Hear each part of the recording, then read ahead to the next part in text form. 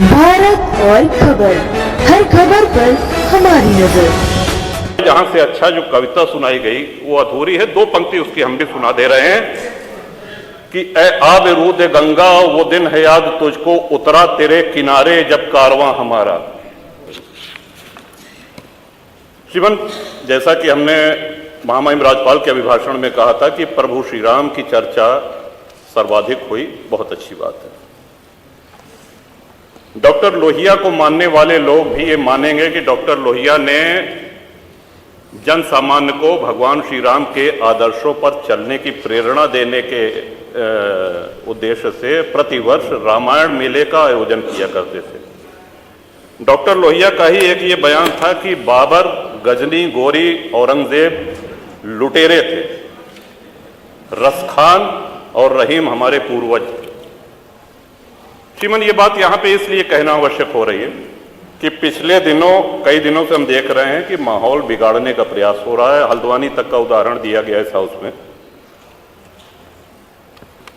सरकार अपनी जगह पे पूरा प्रयास करती है कि हमारे राज्य में कोई उपद्रव न हो, अशांति न हो, लेकिन कहीं न कहीं एक ये आभास हो रहा है हमको कि माहौल खराब करने का एक प्रयास हो रहा है।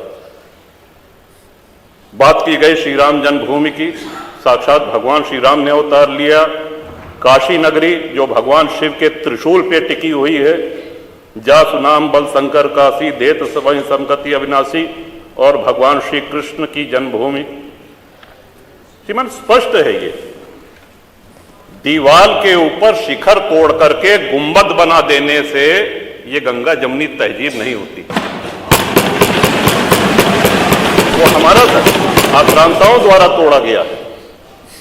और एक और भ्रम फैलाया जा रहा है, जो व्यास जी के गुफा में जो पूजा हो रही है वो पूजा अनवरत सैकड़ों वर्ष से चलती आ रही है। ये बात बाहर जानी चाहिए श्रीमती।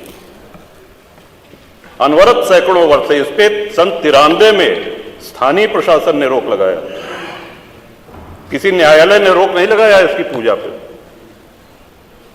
और इस सदन के माध्यम से श्रीमान उन पुजारी को भी हम प्रणाम करेंगे, 31 वर्ष जिन्होंने चाबी संभाल के रखी कि एक न एक दिन ऐसी सरकार आएगी कि ये ताला खुलेगा और इस चाबी की आवश्यकता।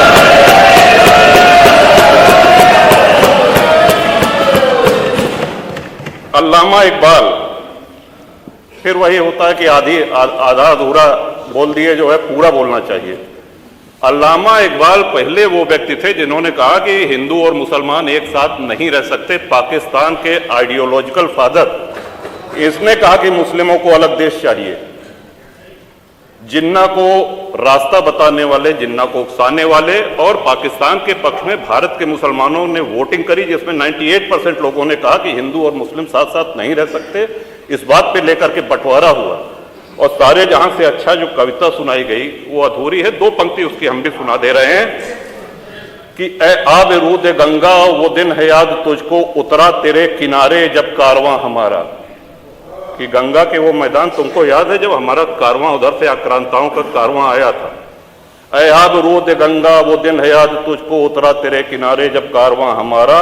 चीनो अरब हमारा, हिंदुस्तान हमारा, मुस्लिम है हम, वतन है सारा जहां हमारा। ये है, ये तरानाए मिल्ली की पंक्तियां हैं, अल्लामा इकबाल ने 1910 में लिखी थी। श्रीमान, हम ही क्या धर्मार्थ देते रहेंगे, सभी कुछ हो मौन सहते रहेंगे कि धर्म को देंगे बल अन्य जन भी, तजेंगे क्रूरता छल अन्य जन भी।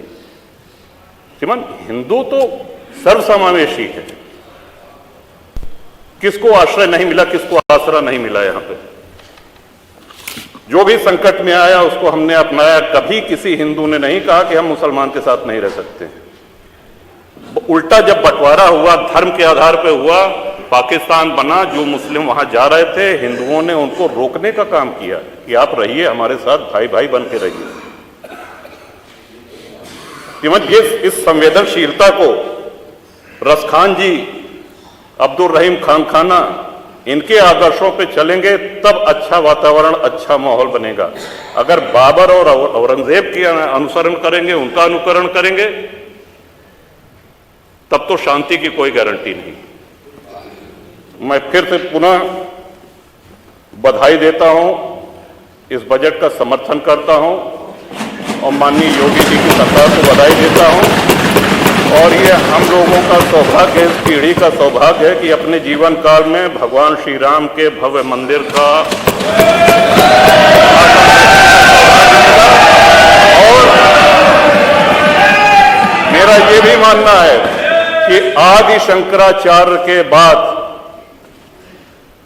अगर कोई सनातन उत्थान का और हिंदू उत्थान का कार्य कर रहा है तो श्रीमान नरेंद्र मोदी। बहुत बहुत धन्यवाद।